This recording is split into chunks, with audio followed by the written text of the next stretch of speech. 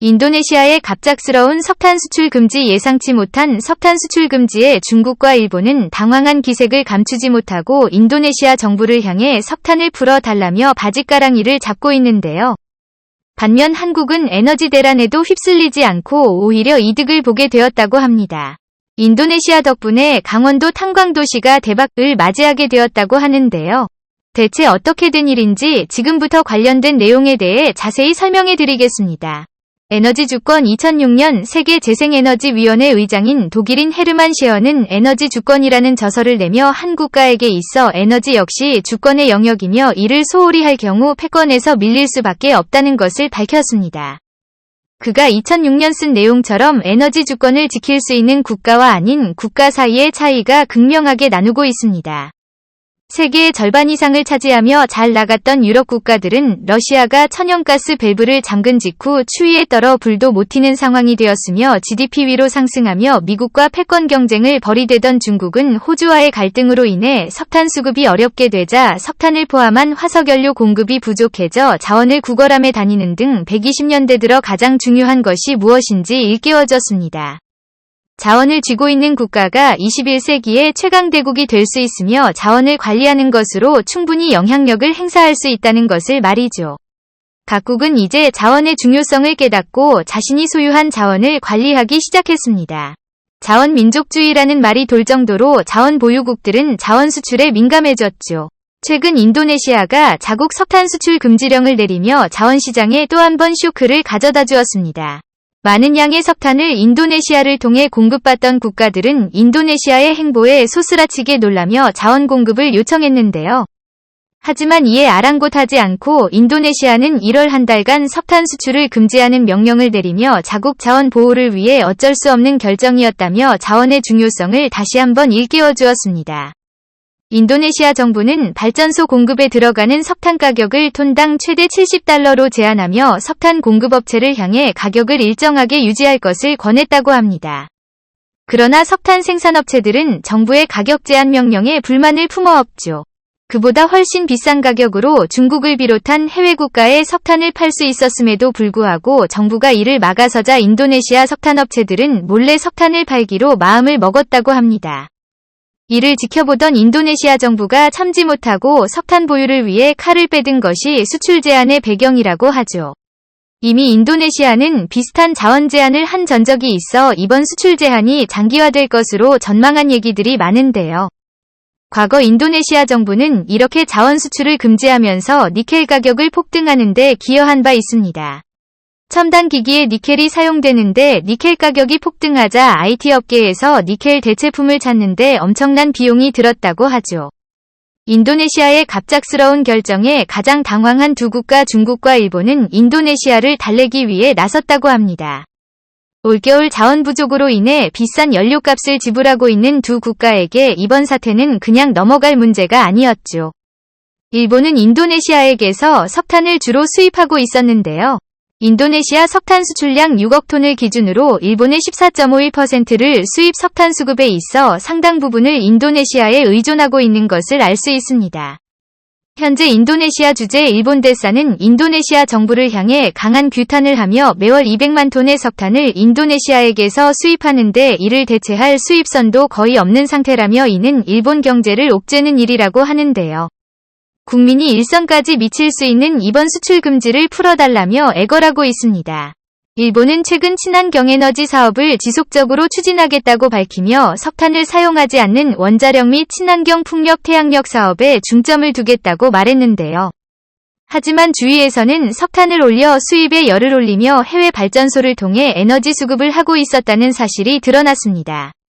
방글라데시 마타하리 석탄 발전소를 비롯해 인도네시아인들 하마 석탄 발전소에 일본의 돈이 들어가고 있으며 일본은 여기서 나온 석탄 원료를 몰래 수입해 일본 에너지를 충당하고 있었죠.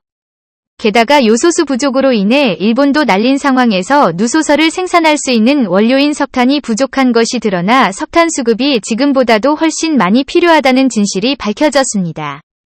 이를 제대로 해결하지 못하면 물류가 마비될 정도인데요. 그렇게 이번 사태를 조속히 해결하기 원한다며 일본 대사가 인도네시아 정부를 향해 애원하는 모습이 나온 것입니다. 중국도 인도네시아 석탄 자원이 필요한 곳은 매 한 가지입니다. 중국은 작년 호주와의 무역 갈등을 빚으며 호주의 석탄 수입 금지 조치를 내리며 스스로를 올감했는데요. 그 결과로 중국 전체 산업이 제대로 돌아가지 않을 정도였으니 에너지 확보에 대해 그 어떤 국가보다도 맹렬했습니다. 인도네시아 석탄은 호주에게서 수입할 수 없는 석탄이라 상당 부분을 보충할 수 있는 중요한 자원으로 중국의 아킬레스건이라 할 수 있죠. 그런데 이 자원을 수입할 수 없게 되면서 중국 산업이 또 한 번 위기를 맞게 되었습니다. 작년 기준 인도네시아가 중국에 수출한 석탄 수출량 비중을 살펴보면 무려 26.51%에 달하는 양으로 전체 6억 톤 중 약 30% 가까이가 중국에서 소비되는 것을 알 수 있습니다. 중국 대사가 인도네시아 고위 관료들을 직접 만나며 자원 외교에 나섰죠. 인도네시아는 자국의 급한 사정을 이유로 중국 대사를 거부하면서 자원이 급한 나라들을 대상으로 저울질에 들어갔습니다. 하지만 한국은 일본과 중국과는 달리 급한 모습을 보이지 않았습니다. 오히려 이번 사태로 인해 한국의 준비 태세가 얼마나 확실한지 알 수 있었는데요.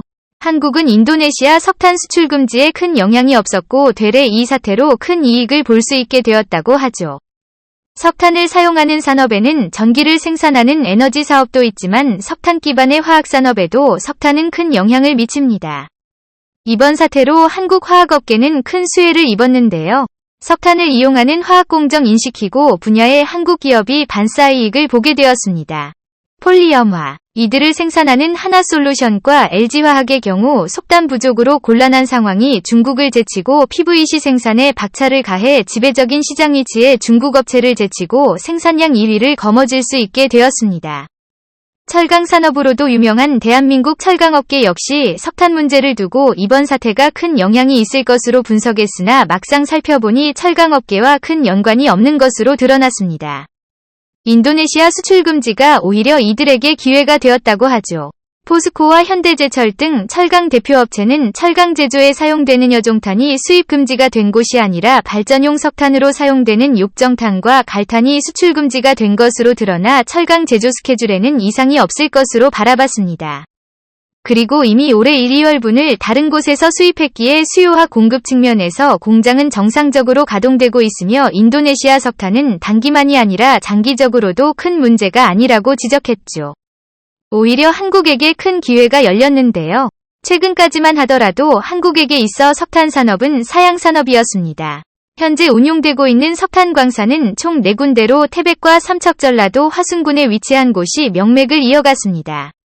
특히 현재도 많은 이들이 석탄을 캐고 있다는 장성 광업소의 경우 석탄 수요의 부족과 친환경 에너지 바람 때문에 2014년까지 폐광해야 한다는 소리가 나올 만큼 위기에 봉착해 있었습니다. 그런데 이번 인도네시아 석탄 수출 금지 사태가 호재로 작용하면서 에너지 주권에 대한 인식과 아직까지도 석탄을 가지고 있어야 한다는 우려가 겹쳐 한국 광산 산업에 대한 투자가 필요하다는 여론이 생겨났습니다. 석탄 수입을 늘리고 현재 관리 중인 광업소를 잘 유지해야 할 필요성이 생긴 것이죠. 과거 2030년까지 장성광업소를 비롯한 석탄 광산들을 차례대로 폐광일을 관광자원으로 새로 사용하거나 새로운 형태로 산업인력을 돌린다는 계획을 세웠는데 이 계획이 순식간에 아무런 소용이 없게 된 것입니다. 이에 더 나아가 신규 수요까지 확보하면서 태백을 비롯한 광산에서 캐낸 석탄을 외국으로 수출할 수 있는 길이 열렸는데요. 가장 중요한 수출처인 중국을 대상으로 한국 석탄을 수출할 길이 열린 곳입니다. 소문이 퍼지면서 강원도 정선에는 많은 사람들이 몰리며 한국 석탄값이 수백 배나 상승했다고 합니다. 불가능이라고 여겼던 한국 석탄이 초대박을 맞이하게 된 것이죠. 그 기간 동안 한국 석탄을 중국이 소비할 수 있어 광업에 종사하는 이들이 계속해서 자신의 생업을 이어갈 수 있게 되었습니다.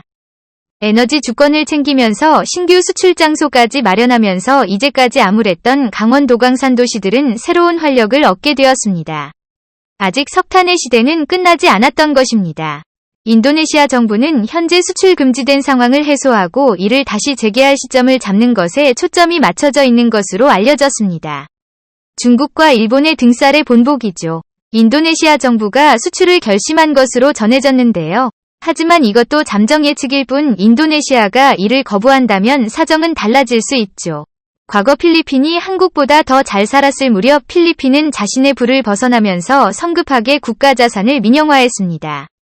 이 시기를 놓치지 않고 중국 정부는 필리핀 전국 송전회사 지분을 사들여 40%를 중국이 차지해 최대 주주가 되었습니다. 필리핀 전력회사를 중국이 삼키면서 에너지 주권이 중국으로 넘어가자 필리핀은 그 순간 중국이 시키는 대로 할 수밖에 없는 꼭두각시가 되었습니다. 그래서 필리핀 정부는 중국의 위협에 제대로 대응하지 못하는 모습을 보이며 때로는 비굴할 정도로 중국 비위를 맞추는 신세로 전락하게 되었습니다. 에너지 주권이 얼마나 중요한지 알 수 있는 대목이라 할 수 있죠. 필리핀처럼 되지 않기 위해선 에너지 주권을 확보하고 타국에 의존하지 않는 안정적인 에너지 공급망을 갖추는 것이 필수라 할 수 있습니다.